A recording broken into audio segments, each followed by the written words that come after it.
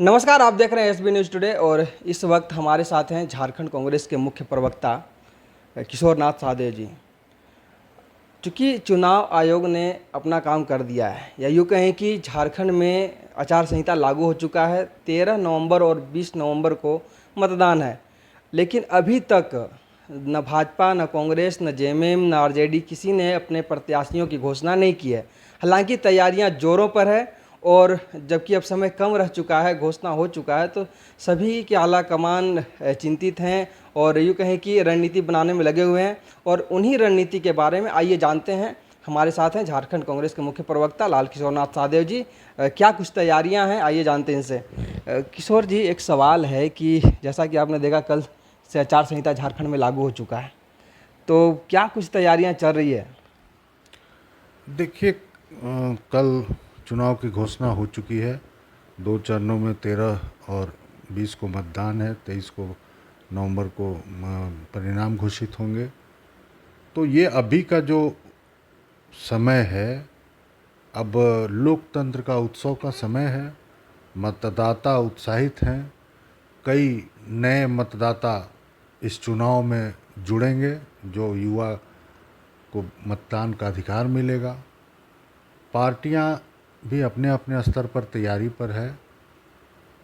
Congress party की तैयारी पूरी तरह से मुकम्मल तैयारी है। हम पिछले 6 महीनों से इन सब चीज़ों की तैयारी कर रहे हैं, क्योंकि चुनाव का घोषणा का हमें प्रतीक्षा था।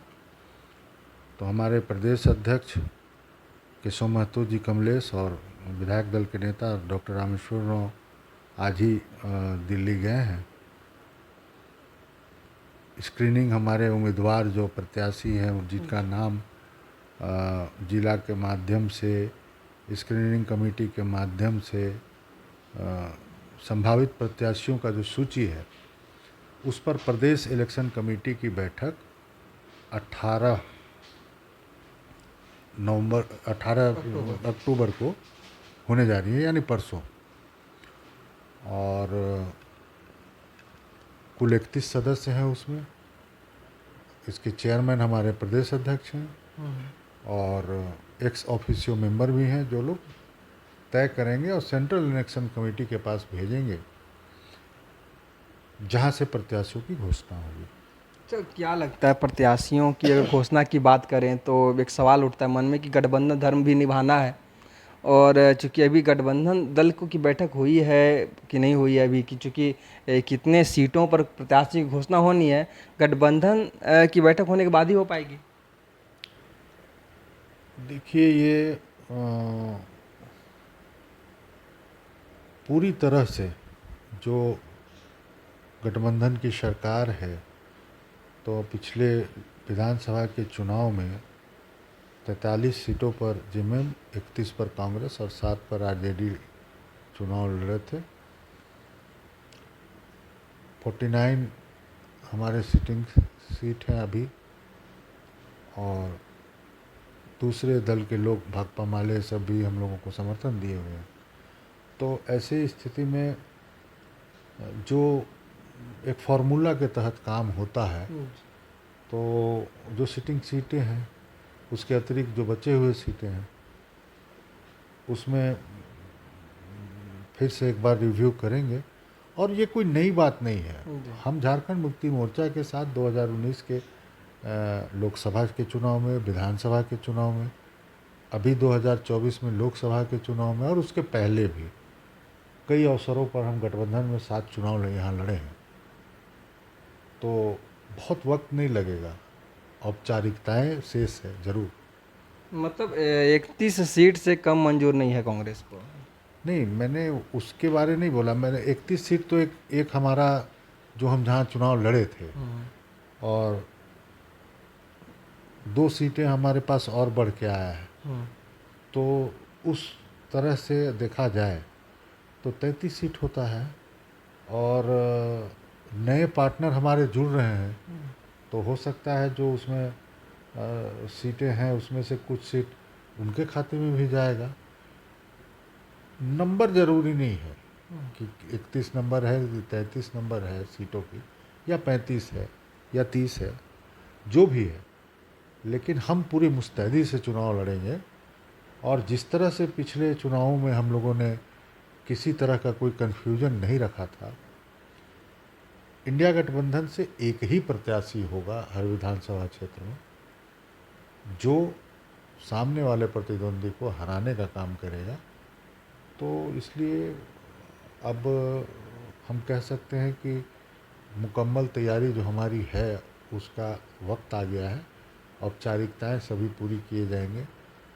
शीट शेयरिंग के लिए गठबंधन दलों के साथ बैठकें भी होगी, और हमारे जो इस गठबंधन के नेतृत्व करता है हेमंत सोरेन जी, इसको घोषित भी वो करेंगे। एक सवाल है कि जब बात अब चूँकि निकट आ गई है, चुनाव का तिथि तय हो गया है, दो योजनाएं अगर देखा जाए तो एक तरफ मैया योजना जो आपकी सरकार लगातार चला रही है, मैया योजना में अब कैबिनेट में फैसला भी आया था, कल ही आया था कि कह सकते हैं कि जो 1,000 मिलते थे वो अब 2,500 मिलेंगे। तो क्या कहेंगे, मैया योजना एक तरफ गोगो दीदी योजना है, जनता का रुझान किधर है? स्वाभाविक तौर पर बहुत अच्छा प्रश्न आपने किया है। जनता का पूरी तरह से रुझान मैया योजना में है, और मैया योजना की किस्तें भी महिलाओं को मिलना शुरू हो गया। 2 किस्त मिल गया, तीसरा किस्त मिलने वाला है। तो उनको ग्रामीण क्षेत्रों की महिलाएं, अन्य महिलाएं जो इस योजना के अंतर्गत लाभान्वित हो रही हैं, उनको भरोसा है गठबंधन की सरकार में। तभी जो है गोगो दीदी योजना की आप जो चर्चा कर रहे हैं, तो कहीं कुछ है नहीं। क्या बीजेपी उन लोगों को पैसा देगी पार्टी के फंड से? वो एक आईवाश है। वो फॉर्म भरा रहे हैं, तो कभी बोलते हैं कि हम लोग 50 लाख फॉर्म भरवा चुके हैं। मैं जानता हूँ, मैं बहुत लंबे समय से राजनीतिक क्षेत्र में काम कर रहा हूँ, तो मुझे मालूम है कि 50 लाख फॉर्म भराने में क्या क्या क्या और कितना एड़ी चोटी एक करना पड़ेगा, तब जाके वो भरा सकेगा। मिस कॉल से सदस्य बनाने वाली पार्टी है भाजपा। गोगो दीदी जैसी कोई योजना धरातल पर नहीं है। ये सिर्फ जनता को दिग्भ्रमित करने के लिए, क्योंकि ये भारतीय जनता पार्टी तो पहले उसके छोटे से बड़े सभी नेता ने कहा कि ये ऐसा नहीं हो सकता है, आप डायरेक्टली किसी को बिना कैसे पैसा दे सकते हैं। तो कुछ नेता उनके ये भी कहे कि हम कोर्ट जाके इसको कैंसिल करा देंगे। जब देखे कहीं कुछ नहीं हुआ, तब अब बोलते हैं कि आप बहुत लेट से लागू किए। अरे जनता ने हमको 5 साल के लिए चुना है। आचार संहिता लगने के 1 घंटा पहले तक काम करेंगे, क्यों नहीं करेंगे?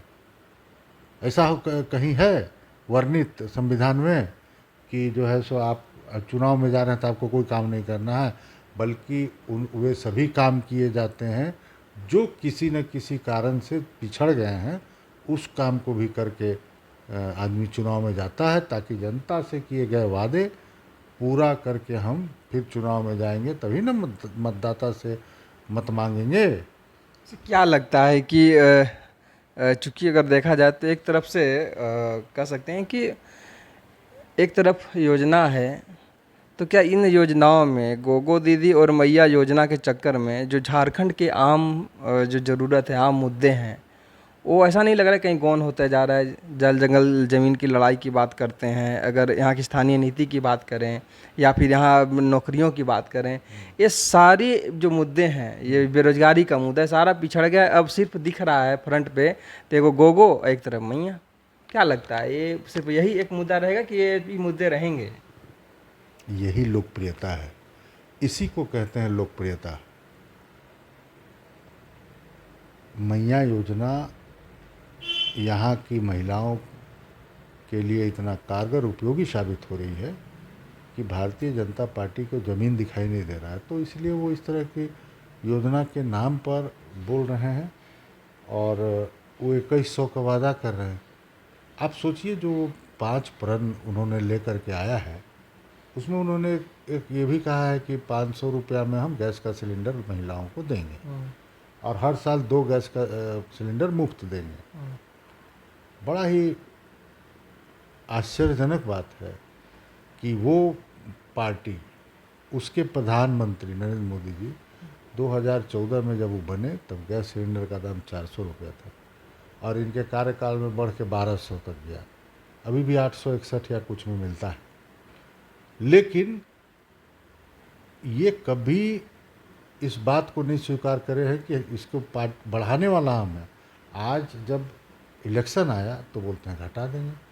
तो जनता तो देख रही है कि भाई ये वो आदमी है जो जिसके कारण हमारे घर का बजट बिगड़ गया, जिसके कारण महिलाओं को जो है जो जो घर चलाती हैं उनको परेशानी होने लगी, हर चीज़ महंगा।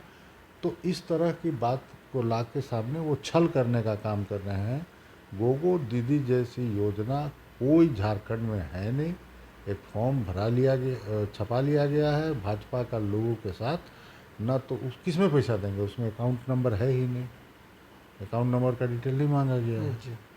तो इस तरह की बहुत चीज़ें हैं, विसंगतियाँ हैं। लेकिन हम इतना ही जानते हैं कि यहाँ की जनता ने मन बना लिया है, यहाँ के सरकार पर जनता को भरोसा है, इसलिए हम कहते हैं भरोसा बरकरार है। फिर से गठबंधन की सरकार है और जैसी जैसी चीज़ ये सब उनके कार्यकाल में बंद किए गए थे। सर्वधन पेंशन हम दे रहे हैं, वृद्धा को अलग से पेंशन दे रहे हैं, छात्रों को छात्रवृत्ति दे रहे हैं, उसके अलावा साइकिल दे रहे हैं। तो ये सारी चीज़ें हम लोग मुफ्त में जो होता है, राशन दे रहे हैं लोगों को, सबको हरा कार्ड से बना के जोड़ा गया है। तो जनता की आवश्यकताओं को हम सीधे तौर पे पूर्ति कर रहे हैं, इसलिए जनता चाहती है कि फिर से ये सरकार वापस आए। एक आखिरी सवाल कि कब तक आप लोगों की लिस्ट जारी हो जाएगी, क्योंकि जैसा कि अभी कुछ देर पहले ही अमर बावरी जी ने कहा है कि थोड़ा इंतज़ार कीजिए, हमने कहा था कि आचार संहिता लगने के 24 घंटे के अंदर हम लिस्ट जारी कर देंगे। आप लोग की लिस्ट कब तक जारी होगी, संभावना कब तक की?